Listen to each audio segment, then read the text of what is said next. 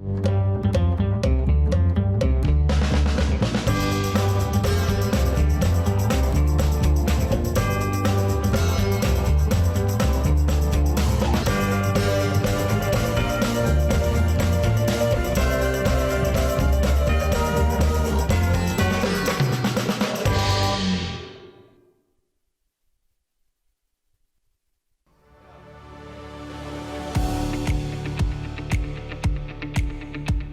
Columbus Metropolitan Club was founded in 1976 by 13 women leaders who wanted to be included in the community conversation. I am Sally Bloomfield, and I was one of those 13 women. Having been left out of men's clubs that focused on community issues, it was a priority for us to make the club 100% inclusive. Today, CMC presents public policy forums every Wednesday at lunch with average attendance of more than 200 people. I'm Tony Bell, and I frequently attend forums, which are open to everyone and present relevant, current, and newsworthy topics. I'm grateful that CMC is nonpartisan and presents many perspectives on every topic. I'm Jane Scott, President and CEO of the Columbus Metropolitan Club. CMC is open to everyone. We invite you to explore the personal and professional benefits awaiting you at the Metropolitan Club. Welcome to CMC. Welcome to CMC. Welcome to CMC. Welcome to CMC. Good afternoon, everyone, and welcome to the Columbus Metropolitan Club. Founded in 1976 by 13 visionary women leaders, CMC's mission is to connect people and ideas through community conversation. From its beginning, CMC has welcomed everyone. I'm Stephen White, Chief Strategy Officer at COSI and a member of the CMC Board of Trustees. It's my pleasure to welcome our in-person audience today, each of you, and to say hello to all of you watching via our live stream today. We also want to thank today's forum sponsors, GBQ, Ice Miller, and MKSK. Today's live streaming is presented by the Emergency Response Fund of the Columbus Foundation in partnership with the Columbus Dispatch and PNC. Thank you all. Let's give them a round of applause as well, shall we?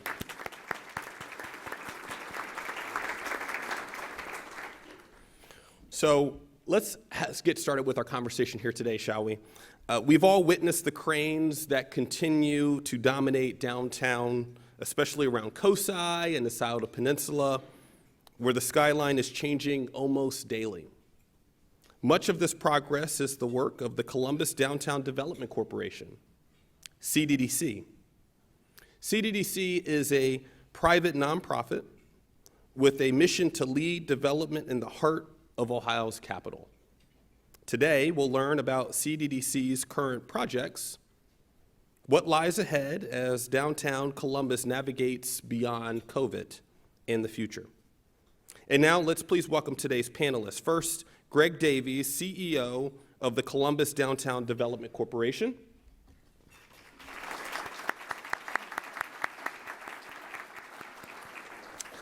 Michael Stevens, Director of the City of Columbus Downtown Department of Development. Michael.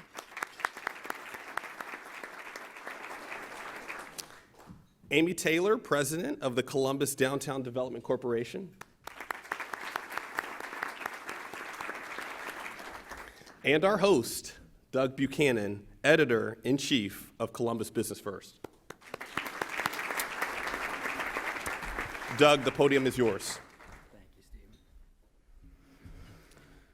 Steve. Okay, well, thank you all for joining us in person today. I know this is the kind of day where I woke up, took one look outside and said, nope, I'm working from home. So it's good that everybody did come out. All right, so we're going to start with an easy one. Okay. All right, Greg, what is the state of downtown today? I think the state of downtown is just currently a little bit on pause, but it's very good. I think, was that all you need? Do you want me to keep going? Okay. No, but you know, we talk a lot at CDDC about, I really think Columbus in 2019, before the pandemic hit, was ready to be the next great American city. I think, you know, we looked at Nashville and Austin and cities like that. I think Columbus, we had young folks staying, young folks moving downtown, a lot of businesses relocating and expanding, and I think COVID obviously slowed that down a little bit, but as it's lifting, we've had a great summer, and we're very excited about the future. Okay. Mike, how about you? Well, Doug, I woke up this morning and saw the rain and thought, I can't wait to get downtown because I know it's going to be sunny and 75 downtown. And that's my attitude about downtown going forward. We're in some challenging times. We're in challenging times throughout Columbus, throughout the region. But I think what made downtown great prior to the pandemic is still in place. It's an opportunity, it's an area to bring people together. It's got housing, and with our partners at CDDC, we know we're going to have more housing that's available to all our residents that they can purchase. It's got jobs, and it's got entertainment and activity. I was excited to come down this summer and go to Lower.com Field and see the Crew playing downtown. So I mean, there's just, on a gray, rainy day outside of downtown, you can look and think, boy, these are tough times, but I'm really optimistic about what the future of downtown looks like. Okay. Amy, how about you? Well, just to echo what Mike and Greg said, I mean, I'm bullish on downtown. I'm an optimist, but I think I've got a reason to be, and I think we all do. And that's because downtowns have survived what we're going through. They've survived other things. From fires to floods, downtown sort of picks itself up, and it evolves, and the benefit of the brand of downtown is that it can continue to change, and in fact usually has to continue to change. And when I started working on downtown back in the mid-2000s, and I know Mayor Coleman, who's our current chair, is in the audience, and he was leading those efforts, we had a lot of problems. There were a lot of things that needed to be done, but people believed in downtown, and they were grateful and wanted to come back to it. And I think we're at that place now. We are at a forefront, at a precipice of downtown changing and evolving to what it's going to be in the next 20 years. Well, that was a good segue into my next question, is what do you see, like, when you if I would have asked you this question in February of 2020 versus what I'm asking you this question now, what do you see downtown? How do you see it developing over the next 5-10 years? I think Mike hit one of the nails on the head, and that is that we need to continue to evolve and take this opportunity, the moment that we're in right now, and make it equitable, to really look through that optic, that lens of equity, and how can we make downtown really for everyone. I think over the past 15 years, we've had to work to make downtown a place that anybody wanted to live. It really did, the streets really did roll up. We really did not have a lot of opportunities that people wanted to come down to have dinner or eat and drink or go to a Crew game. And I think all of that's happened over the past 20 years. And now we need to take this moment in time, if we're really opening things up, and make sure that we have opportunities for people to live downtown. February 2020, I was worried about these projects that we had announced and we knew were going to be happening downtown. Would they move forward? And I've really been encouraged by the leadership of CDDC and the effort to keep the Scioto Peninsula project still moving. The fact that Haslam Sports Group and Pizzuti work together and are still moving forward on their development. We continue to read in Business First about the projects that Jeff Edwards are doing downtown. So I'm encouraged by that. But even prior to the pandemic, in February 2020, the mayor was talking about how can we get more affordable housing downtown, and we saw the leadership of CDDC and working with Flaherty and Collins to, as part of their project, to include some affordability in their project and have those residents down there. So, I mean, a lot of what we're going to talk about and how we're going to come out of this pandemic in a way that's more resilient and more equitable, we were thinking about that before the pandemic, and it's important to keep that momentum. Okay. Greg? Yeah, I completely agree with Mike. One of the things that we were focused on when I was at the city was making it equitable, and I think that over time, CDDC did a great job. I was born and raised in Columbus. We used to go to concerts in Cincinnati, Cleveland. There was nothing to do downtown. There was nowhere to live downtown. Mayor Coleman put a stake in the ground and said, we're going to get residents living downtown, and that was really the first key. And then CDDC came and they put in the parks, and they put in a lot of amenities that really began to make it a neighborhood. One of the challenges we have is obviously downtown is so large. So we're trying to figure out moving forward, how do we connect different parts of downtown and create individual neighborhoods, but all one big neighborhood. And that has to be for everybody in the community, and that's really what we're focused on now. But I think the table was set very well by my predecessor, Guy Worley, and Mayor Coleman, and Mayor Ginther is now looking to put some policies in place rather than more infrastructure. Okay, and I mean, we are going to talk about residential quite a bit, but there's more. There's an office market, downtown. What do you see? I guess is downtown, especially Capitol Square, still a vibrant office market, or do we need to start thinking about converting more space?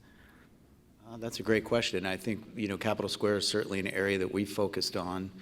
A lot of people ask, when are people going to come back? When I started in June, Amy and I started in our new roles, we were telling everybody by Labor Day this should all reset, and we were excited. Everybody was getting vaccinated, and things just kind of stopped. But from all I've heard from Morpsey and others, this community is still going to grow, probably double in the next 30 years. And those people are going to need to work. They're going to need to live places. So even if some folks do work from home or these hybrid models continue, I do think people are eventually going to come back, and we're going to have a lot more people to make up for what little amount doesn't come back. Okay. Amy or Mike, do you agree? I definitely agree. I think that that Greg really hit the nail on the head. We do have office buildings built in the 60s and 70s, and they do border Capitol Square because that's where downtown sort of grew from. And I think we as a community, the city, CDC, and other partners need to take a look at how to best redevelop them, best use them for, and also figure out what they're best used for. The good news is we're not alone. Cities across the country are dealing with the same type of 1960s skyscrapers that don't have parking, that have antiquated floor plates. I think what I'm really interested in seeing the evolution of is Jeff Edwards' building with the PNC, because he is repurposing it. He is taking a look at a different way to do it, and he's figured it out. And I'll be interested to see if that's a model that can be replicated. Mike? I think they covered it really well. But here, I'll do this a little bit. I'll keep on. Sorry.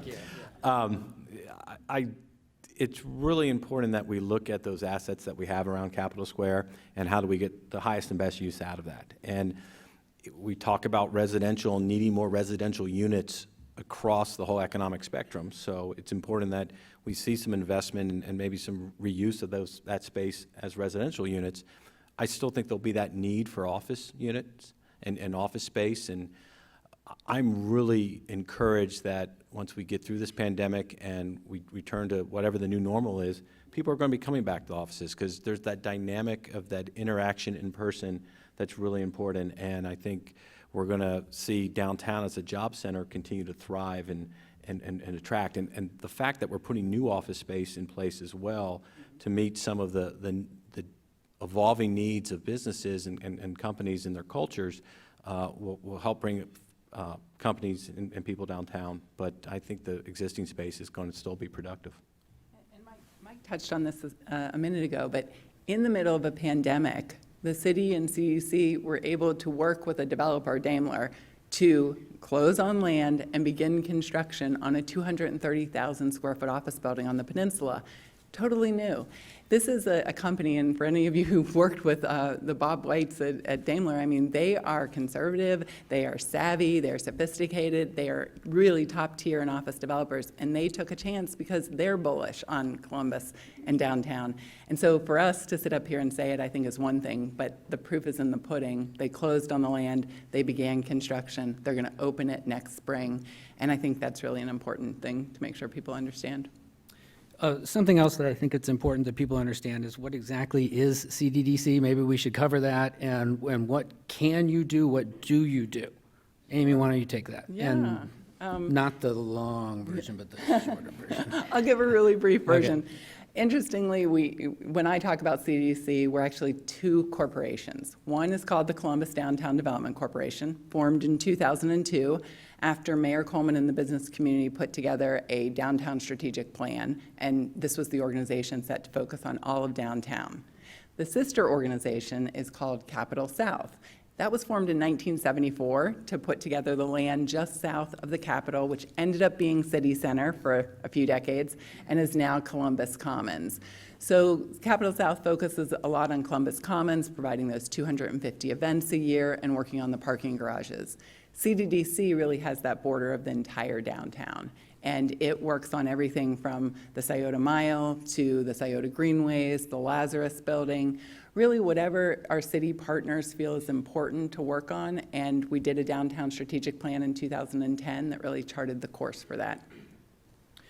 But, and what exactly do you do? Are you a developer? Are you a, what are you? We're a nonprofit developer, which sounds like an oxymoron, probably. Yeah.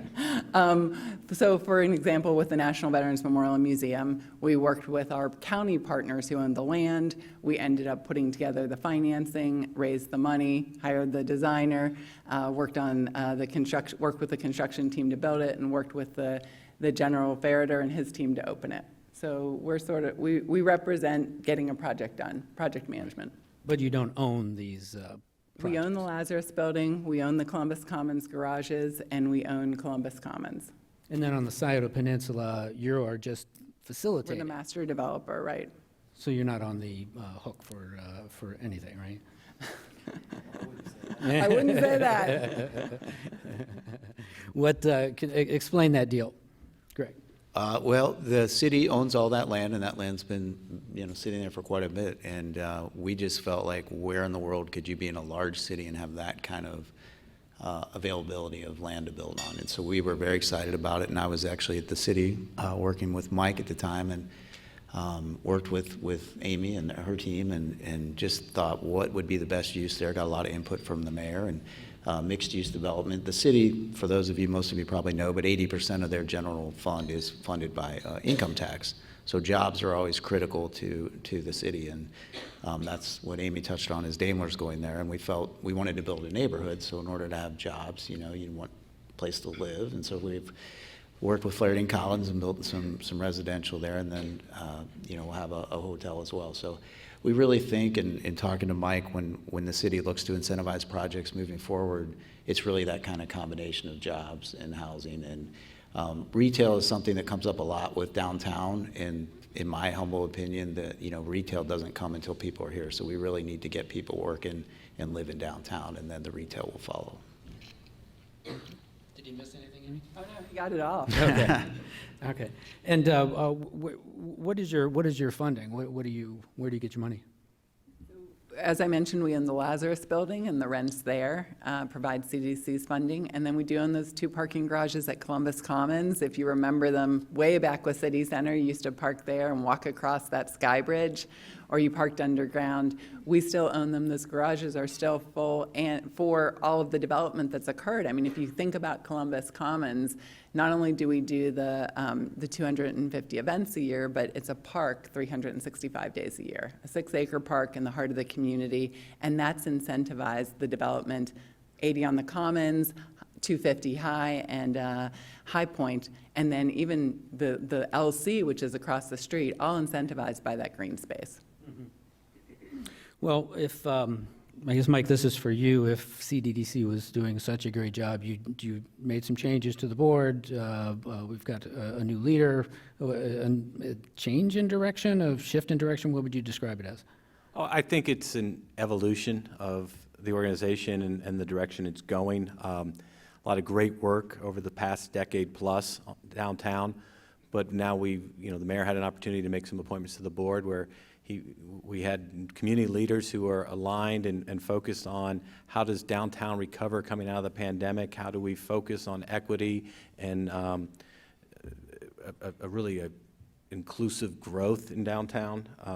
So having the opportunity to put individuals and community leaders like Christy Angel and Sandy Doyle-Ahern, Jeff Edwards, Mayor Coleman, Alex Fisher on that board to help continue that momentum, I think was really important. Mm-hmm. Anything, Greg? Okay. This equity agenda, I guess the Topiary Park is part of this. Can you explain what that project is? You want to take that, Greg? So one of the things that we're really excited about, and maybe 2 years ago, we purchased some land downtown, and we're going to build 99 units right on Topiary Park, which is just an absolutely beautiful address. And the idea is to have the units at 60%, 80%, and 100% of AMI, average median income. And that allows folks who are working downtown who haven't previously had the opportunity to live downtown that option. It is very costly. There's a lot of subsidy involved. Cddc and the city both have put in resources to make those numbers work, but the mayor and the board felt it was very important to establish affordable housing and make it more of a welcoming neighborhood. It's beautiful if you live in a lot of the high-end places, but there just wasn't a place for folks making those kinds of incomes to live. So we're super excited. We should break ground in May and be open shortly thereafter. And Doug, if I could, when Greg talks about those AMI percentages, we're talking about individuals and families making anywhere between $50,000 and $80,000 a year having the ability to come live downtown. And the work that Cddc has done to put that land together and partner with the city to understand, what it's going to take resource-wise to make that happen is really important to start us going down a path to have more options downtown for all our residents that they can afford to live in. Topiary Park Crossing is a really interesting model. As Greg and Mike discussed, it is a partnership that the city was integral in. And really, if you talk about putting your money where your mouth is, the city really has come to the table on that. But one of the things I find most interesting is our largest intact residential neighborhood downtown is the Town Franklin District. It's where the library is. It's where CCAD is. And this is in Topiary Park. And this building is going to be at the heart of that. So there's going to be almost 100 new living units downtown across from one of my favorite parks in the whole community. And it fits into the neighborhood. So there's a real kudos to the team who put together the design to make it fit into a neighborhood so it is and looks and feels historical without having to be it. Okay. And do you have more topiary parks on the planning board? So we're reviewing that right now, but as I mentioned, it's very expensive. And so the way I describe it best is, we're trying to show people that you can do this. And I equate it to when I was at the city, then Mayor Coleman really took an interest in East Franklinton. And we spent a lot of money on houses, rehabbing them and doing things that from a business model weren't something that you would want to do on a regular basis. But what it did is it brought attention to the neighborhood. It got other people excited. And now you see a lot of private investment going in there. And so we're hoping by doing this project downtown, more people will follow. One of the plans that we're working on right now is, because it's so expensive to acquire land and build, what if we went to folks who have been here for a long time that own buildings that maybe because of the pandemic, maybe because people are moving up, what if we subsidize their existing properties and offered them the gap between what they get at market rate or 60% or 80%, and we can spend a lot more efficiently that way. So that's something we've received traction on from the developers downtown. We're very excited, and we're exploring that with the city right now. Mike, any comment on that? Yeah, what we need are other, and I appreciate CDDC leading the way and showing that it's possible, but we need our other developers, and some that's our low-income tax credit developers, to start looking at downtown and finding opportunities there. And we have the voted bond authority. Our residents back in 2019 voted a bond authority of up to $50 million for us to use to support those type of projects. So the city is interested and wants to be a partner and to make that happen. Okay. You look like you're ready to talk, Amy. Oh, no, Okay. I think Greg did a great job. Mike, can you explain what else you're doing with the $50 million? So yeah, at this point, we haven't received all $50 million. It's just authority. And we sold bonds of approximately $14 million last year as part of the 2020 capital budget. And we are deploying those dollars now into 4% low-income tax credit deals. We're using that with our affordable housing trust partners. We've got some funds for them to acquire properties. And then we are also using that to a couple of our housing programs that we are working on around our land bank. So CDC's, initiative that you just described, Greg, is, I mean, it's imaginative, that's great, but it's a, you know, I mean, that's a very small incremental thing, and we need big, bold things to happen. I mean, is there any role, or do you see any kind of big projects that you could be involved in, or, you know, and Mike, that the city can somehow will into existence? I think one of the things I'm most excited about is, you may have read that CODA worked out a deal with Greyhound that has that large site downtown, and Greyhound is actually going to vacate that site and come into the city center garage and be there, and CODA will have that property. So once CODA is done trying to design and figure out what they're going to do, and they have some federal funding tied to that, our hope, and the city has asked us to work with them, would be to have that large, that's a whole city block where we could do all kinds of things there. And I'm very excited about that, but at this point, that's more of a pipe dream, but I think it will come to fruition.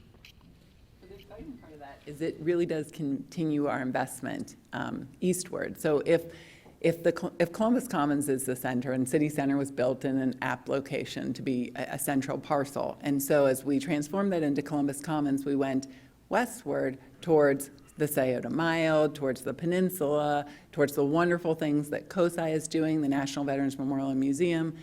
This allows us to start to go eastward and really bleed in some of that success that Columbus Commons has had, 80 on the Commons, and go east to the Greyhound site. It's been a site that's on all three of our minds for probably the entire time we've been working on downtown, and this is very exciting. And let's not lose sight of the fact that the peninsula is only on phase one.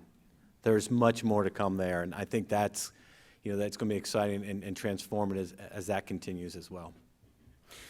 Mike, can you tell us a little bit about what else the city is doing to promote affordable housing as part of this, especially downtown? With downtown, we're working closely with our partners at Cddc to identify where we could put more affordable housing. The other thing around affordable housing throughout all our neighborhoods is we need to make sure that those residents who are there can continue to be in safe, stable housing. So we have, you know, our housing division runs some great programs to help people stay in their homes, and we're applying those dollars. We get federal dollars, home dollars that we're using as part of to support low-income tax credit deals and those projects. So when we talk about low-income tax credit deals, it's really it's providing areas or individuals who are making 30% AMI all the way up to 80% AMI. So, I mean, we're talking $25,000 up to closer to $80,000. And I'm looking over at the experts to see if anyone's shaking their head. So I've got the right range. And so we're using those tools. The other thing we're looking at is, you know, what type of strategic land acquisition should we start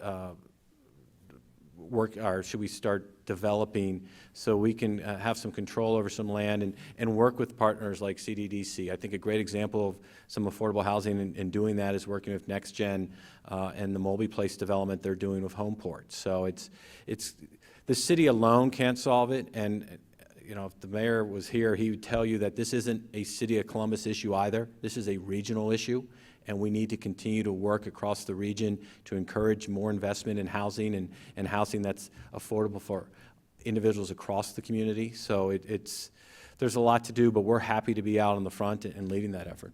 I think that's a really important point. And downtown is a very small part of the landmass of the city of Columbus, but it's 16% of all the revenue generated for the city. And so downtown is critical. We have great suburbs in Central Ohio, but I'm not aware of any great American city where the downtown is not working and the suburbs carry it. So it's critical that we focus on downtown.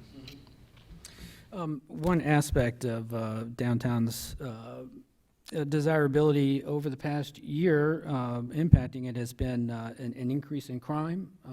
Am I wrong on that? Has there been an increase in crime? I guess, Mike, can you answer that? Unfortunately, I don't have the statistics in front of me and did not come with any statistics. I think it's probably been more of a perception of just because of, as a result of the pandemic and people isolating and working from home, and there's not as many people downtown, so there's a perception that there's not as much going on down here. I got to tell you, I'm really impressed with Chief Bryant and what she's bringing to our Division of Police and engaging some of the concerns and issues that we have in this community around safety. I know she'll be here in a couple weeks and addressing this group, and downtown has been, like other neighborhoods, has seen some issues with crime, but I got to tell you, the work that Cddc has done recently to help make people feel safer and partner with our downtown CIDs, Capitol Crossroads, and the Discovery CIDs, and the partnership there on making sure that people know that it is safe to come downtown. And there is still that vibrancy that was here prior to the pandemic, just ready to break out. And I appreciate the support of Greg and Amy for the work they've done to make it feel safer. Amy, can you explain that? Sure. I think that when we talk about Columbus Commons, the parking garages that we mentioned earlier that CDC manages, we've always had a security force to patrol that. Now, these are non-armed guards. They're probably better suited, rather than calling them security personnel, to call them ambassadors. But we also have the Special Improvement District that also has ambassadors. The riverfront has never been part of the Special Improvement District, and it was not part of what CDC had been patrolling. But before Greg and I even started in these roles, Mayor Coleman called us, I think it was on a Sunday, and just said, hey, we've got to take care of safety. We've got to increase some patrols and make people feel safe. And so from that conversation beginning in July, we have been working with CPD to providing additional patrols from 4 p.m. to midnight every day along the riverfront.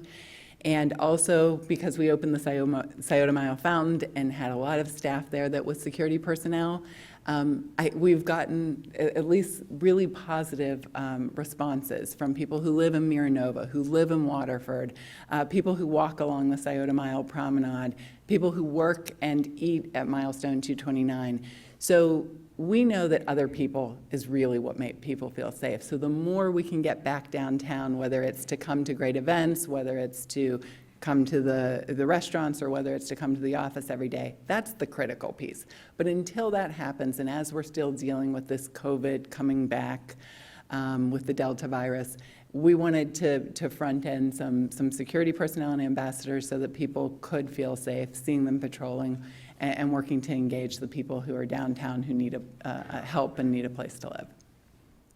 I think just having a lot of people downtown eliminates a lot of the perception of crime as well. I think, you know, any big city you're in, when you're walking and there's a lot of people and you're in a crowd, you feel safe. When it's abandoned and you're walking alone, it doesn't. You know, whether it's as safe or not as safe, you don't know, but you certainly feel more safe. So, you know, it's incumbent on us to get people to come back downtown. I encourage all the employers and governments to, you know, as soon as possible, start having people report to the office and working downtown and getting back to where we were.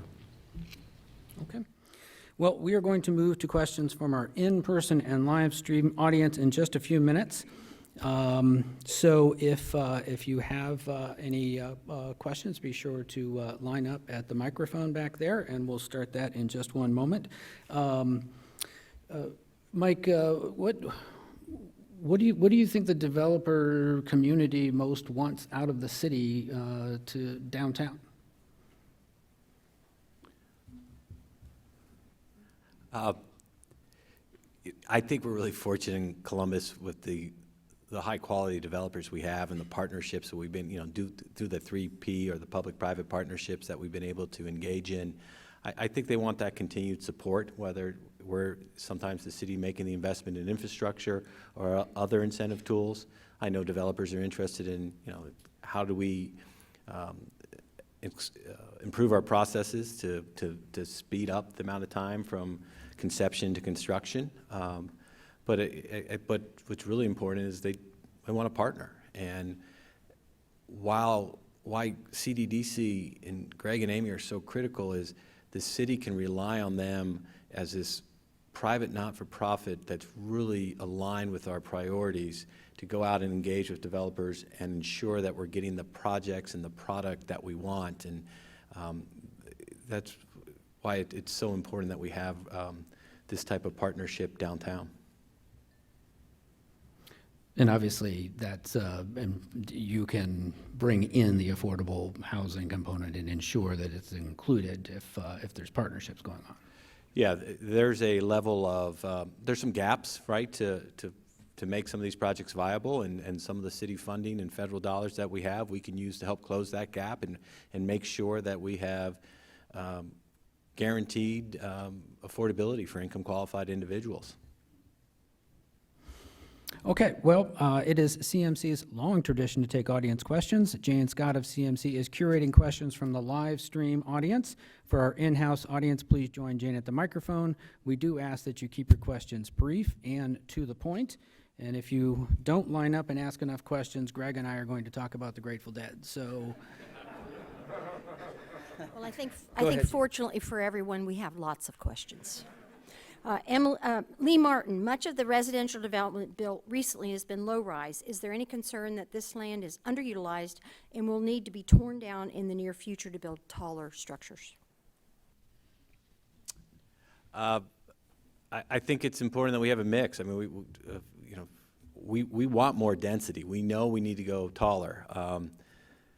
It depends on what time frame we're talking about. I don't think it's being underutilized at this point. I think it's I'll say we're happy to have more residential development happening at any level, low-rise or high-rise. But over the long term, as we continue to build and become denser as a community and grow and have more people living here, at some point I could see that. But I think right now the mix we're having is appropriate. I'm the development director, so I'd like to see higher and denser as possible. But we got to listen to our communities and engage with them and understand what they want and find something that benefits the community as a whole and the neighborhoods where these construction projects are happening. I agree with Mike. okay. Brilliant. I guess, I'm sorry, the only thing I would add is there is still a lot of land downtown, right? There's so many surface parking lots, and that's always been a bane of our existence and folks that work downtown and do that. And so I think in talking to the city and policies, we need to figure out ways as we get more developers that want to build downtown and acquire land, and as we're looking to acquire land. There is a lot of land. It's just they make a lot of money on those surface parking lots, and they don't want to give them up, and they're pretty easy to run. So we need to either make it less profitable for them to do that or buy them. So, but I do think that that's key as well to downtown. Too many pockets. And while I'm definitely not disagreeing with the person asking the question, I would just give a quick reminder. Mike DeSantis built 2 10, 12-story buildings along High Street. We've got 250 High. We've got the new at the Peninsula, one at the Peninsula, which is going to be 11 stories. So there's definitely some density mixed in. Good. Greg and Amy, this is kind of your coming out party and your promotions at the Cddc, so congratulations, and thanks for being a great landlord to us at the Chamber, too. Mike, this is your second stint as our Economic Development Director after returning from Chicago, of course, and leading Smart Columbus. How have things changed from your perspective in leading the city's Economic Development Department? And then also, how are you pivoting, or how have you pivoted in working with developers in attracting companies downtown? I've gotten a lot grayer. Is probably I see that change every day.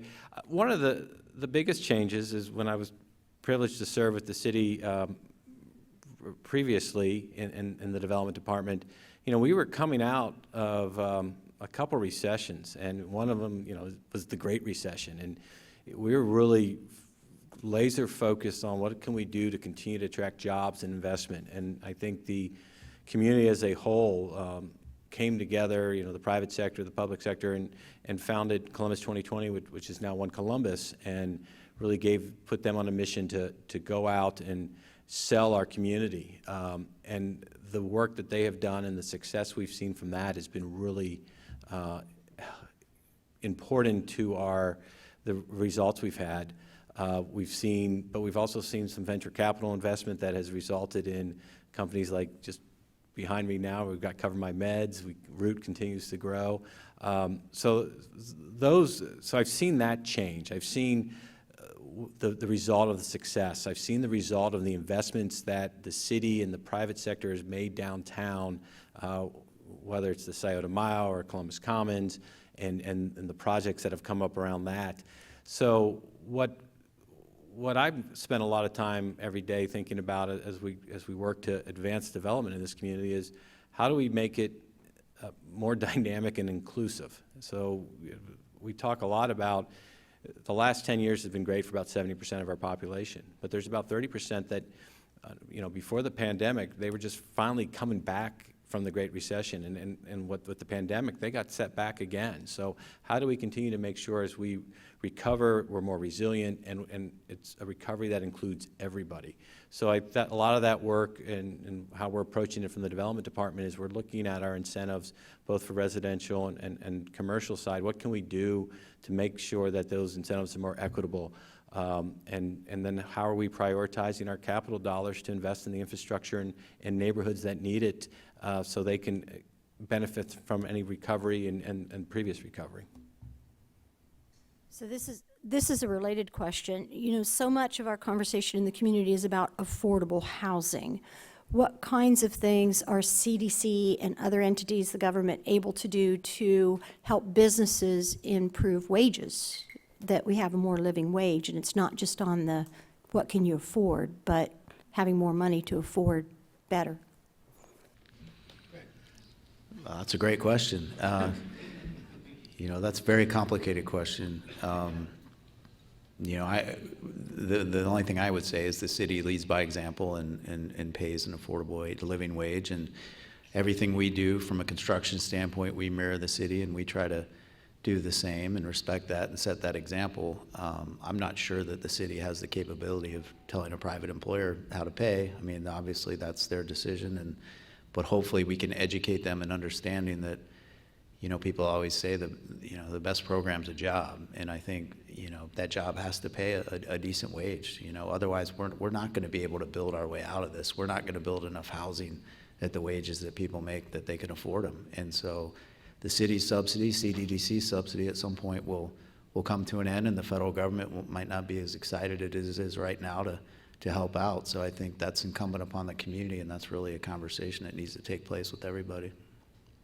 And from a city perspective, as we incentivize and invest in projects, we need to make sure those projects are aligned with our priorities, and we need to go after projects that pay a higher wage and have some type of workforce pipeline development component. So we're just not bringing in new jobs that attract new individuals to the region. We're providing opportunities for those individuals who live in the city already. I think a great example of our partnership is when we were working on the Scioto Peninsula and the city's building that garage. Well, we're not building the garage. We're helping fund the garage, and the CDDC is building the garage. We asked, priority is we want to increase the number of minority contractors that have opportunities in this city, and we asked CDDC to, of the money that we're giving them to build the garage, to try to spend 30% on that on, minority disadvantaged businesses, and they did that, and that was, that was a great partnership there, and how we take our dollars and our incentives and target them towards our priorities. Folks in the neighborhood. We had job fairs, and so a lot of the construction jobs were there. We went and educated the community and offered them opportunities to participate in transforming their own neighborhood. Thanks.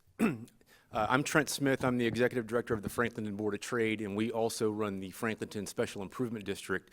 And I'm going to kind of double down on the questions that just got asked, because I'm glad to hear that at least one of the projects you mentioned is going to dip as low as 60% AMI. But realizing that a lot of the workers who are necessary to make downtown what it is are low-wage retail and service workers, are there aspirations and or opportunities for CDC and the city to partner to actually create housing that goes to 30% or 50% AMI, where those people's wages are living and are probably going to be for a while before they see any kind of a significant increase? Greg, do you mind if I jump in on that one? Yeah, I think that's a lot of the conversations that Greg, Amy, and I have is how do we find that niche of what's available to get that housing. And I don't think it's the city or CDDC that's going to be the ultimate entity that delivers that. It's going to be some of those low-income tax credit developers that we've partnered with. working with them and CDDC to find some space in the downtown surrounding areas to provide, housing at that 30 to 80% AMI, and then some of those, that's permanent supportive housing when we get down to 30% income AMI levels. So what can we do to bring in those partners to provide those wraparound services to help lift up those individuals? But that is something that CDC is equipped to do and would have an aspiration to do? For sure. When I said earlier that Topiary Park was kind of the flag in the ground, that was the mayor saying affordable workforce housing is important, it needs to be downtown. And since that time, and we've had a lot of conversations, we're having another one today about the importance of affordable housing and what it does for a community. And I think, we just keep pushing that, and we've met with CMHA, we've met with a lot of the developers Mike just mentioned, and we would love to partner with someone that could bring resources, that could partner with the city's resources, and we could help facilitate. CDDC, we really, and Mayor Coleman as our chair, has really put a focus on. He wants CDDC to be the face of downtown, and we want to be as open and welcoming as possible to all ideas that provide for a true mixed-use neighborhood. It just, I think historically has been proven that if you put segments of economic salaries and people in one area, whether it be rich or poor, it's just not the best way to do it. And so we have this opportunity now coming out of COVID to really rethink how we're doing it. We're having great community conversations the last couple of years, and I think that we would be more than open to doing that. That's great to hear. Thanks. Lynn Stan asked, does CDDC have a way for individuals to invest in projects and become co-owners? Not that I'm aware of. And I think Doug hit on this when we were trying to describe CDC, is that in the end, Topiary Park Crossing will actually be our first residential unit, first residential building that we'll own. Most of the time, we're the intersection between the nexus between the private sector and the public sector to get a project to go. So with the Scioto Peninsula, we really worked with our city partners, worked with our development partners to make all the deals work. So at this point, that has not been part of our portfolio of projects. We don't have investments in terms of equity, but we are embarking, and Amy touched on this earlier, the strategic plan that was done in 2010, and we are in the early stages of doing a new one. So we will come out to the community, we will want to hear input, and not just from individuals that work or live downtown, but we're going to go to every neighborhood and ask how they interact with downtown, ask what's important to them.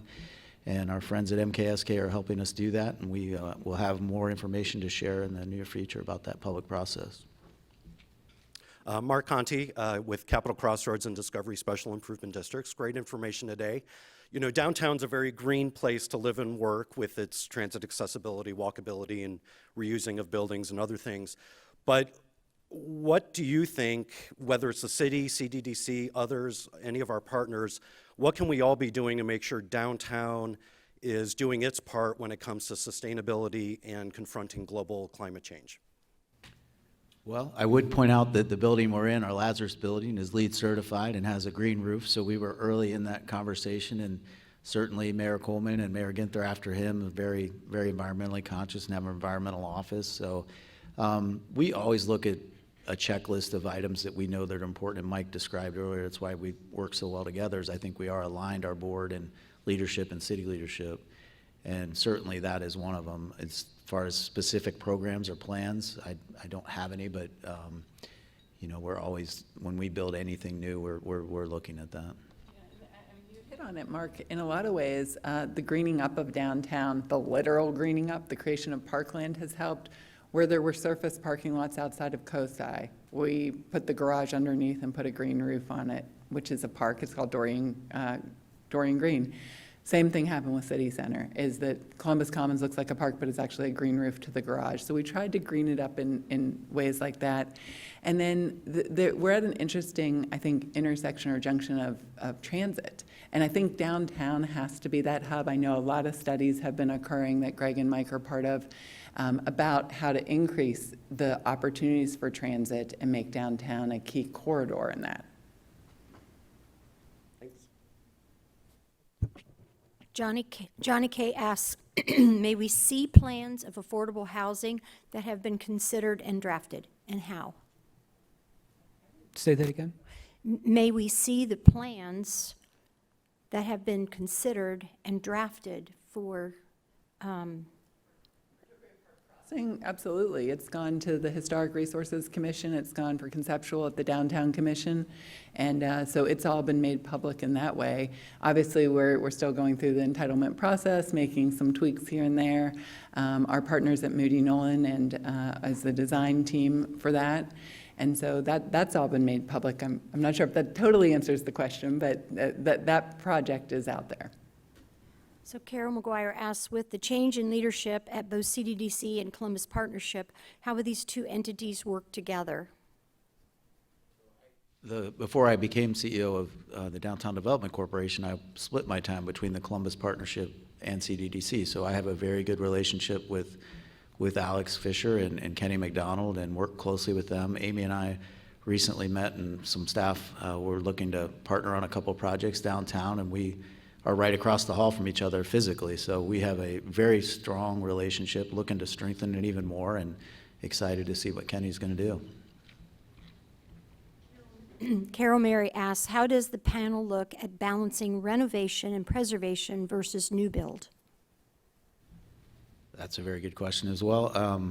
You know, if you look at Topiary Park, that's a very historic district. That's an area that people take a lot of pride in how things look. And we worked extremely hard, and Matt Lutz is here from our team, and he worked with the neighborhood, and we went to the Historic Review Commission that Amy just mentioned, and we were well received. And that was because Matt put the time in to really understand how the building should look, how it should fit in.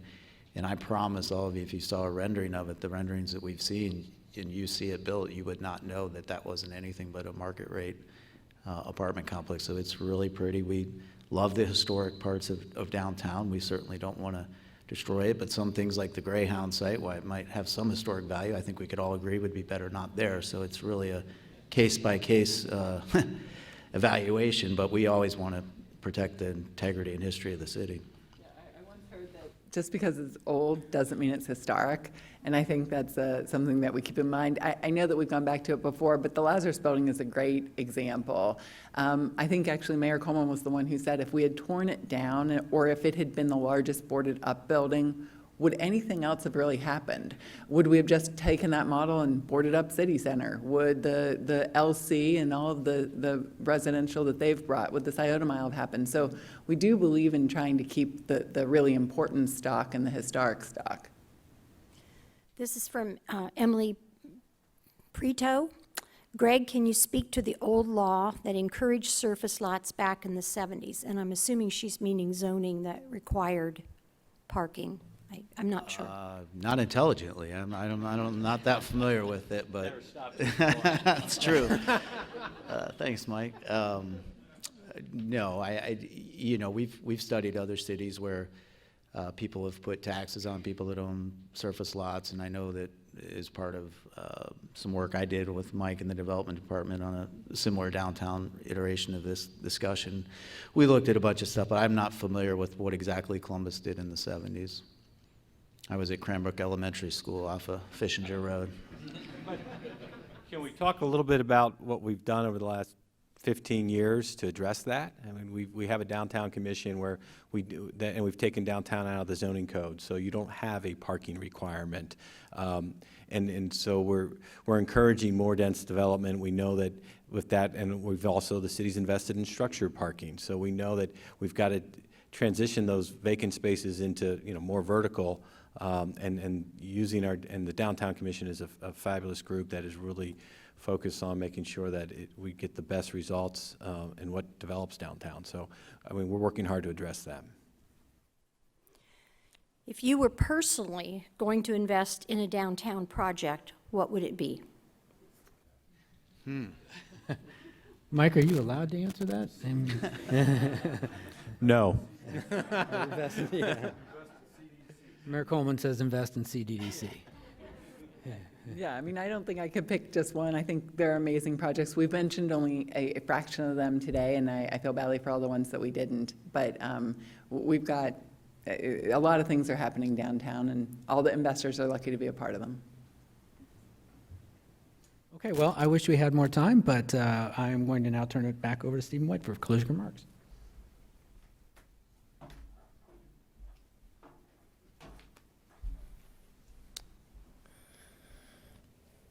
Wow, that was great. Well, I hope you found today's forum exciting.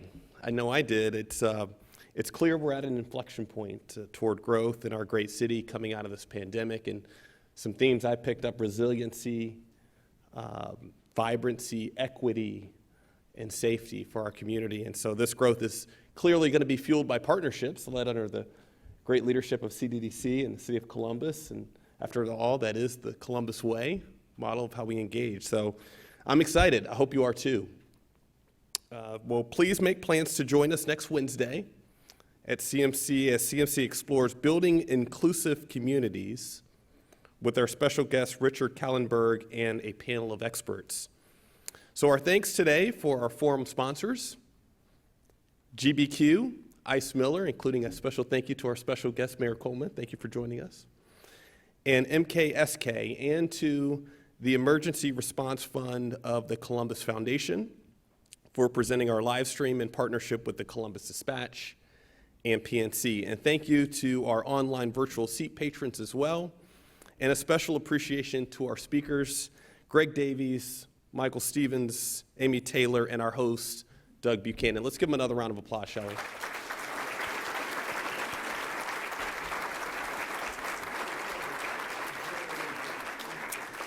Thank you all for joining us today. We could not do this without each and every one of you. We look forward to seeing you next Wednesday as the Columbus Metropolitan Club presents yet another community conversation. Thank you and have a great day.